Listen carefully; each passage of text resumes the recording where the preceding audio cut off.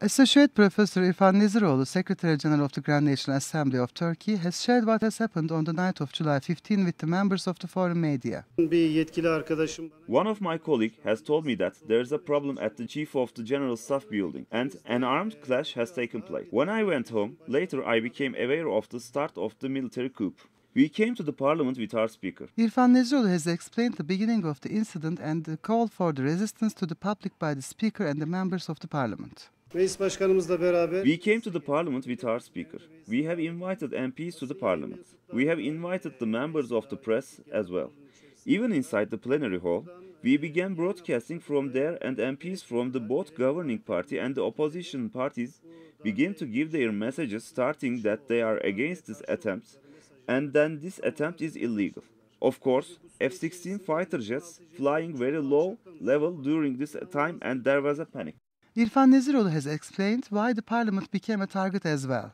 Firstly, the headquarters of the Turkish National Police, Special Operations, National Intelligence Agency, and the Presidency has been bombed. Whenever we opened the parliament and began broadcasting from the plenary, began to give the messages that this attempt is illegal together with the MPs from the both governing and the opposition parties, we became the target of the bombs. We were trying to govern the process of the one hand and trying to ensure the security of the parliament on the other hand. While the proceedings were going on inside the plenary hall, helicopters were firing at the parliament from the side of the Chief of the General Staff building. They trying to enter the parliament campus from its own two gates. Recalling that the military coup attempt of the July 15 is not the first of its kind within the history of the Republic of Turkey, Secretary General İrfan Neziroğlu stated that such a cruel attempt is being experienced for the first time.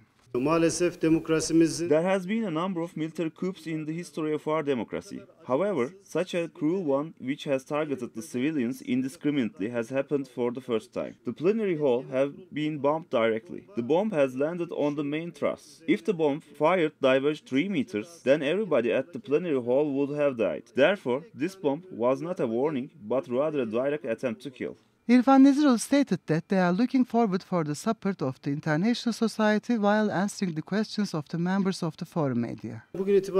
As of today, this military coup attempt is completely unsuccessful. It resulted in the loss of life of 208 civilians. We have great anger, but we are not acting with anger or trying not to do so. We are expecting a clear support from the international public opinion. While on the one hand, strong reaction is shown even against minor incidents in Europe, soft reaction is shown against major incidents in Turkey. We have difficulty to understanding this double standard. If we will live together in this world, then we have to show reaction against violence and terror together. Anger is spilling in the world. The burst of this anger will harm all of us. İrfan Neziroğlu has stated that 14 police officers are wounded due to the attack at the parliament and 2 of them are serious and told that they have received messages of support from a couple of parliaments. Our speaker has received a number of phone calls, including the Speaker of the Assembly of Pakistan, Azerbaijan, Iran, and Poland. We have not received any phone calls apart from these.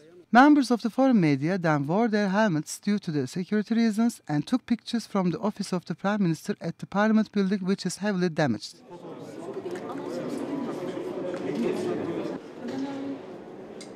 They have then passed to the Hall of Honor and viewed the destruction incurred by the bombs thrown on the night of July 15.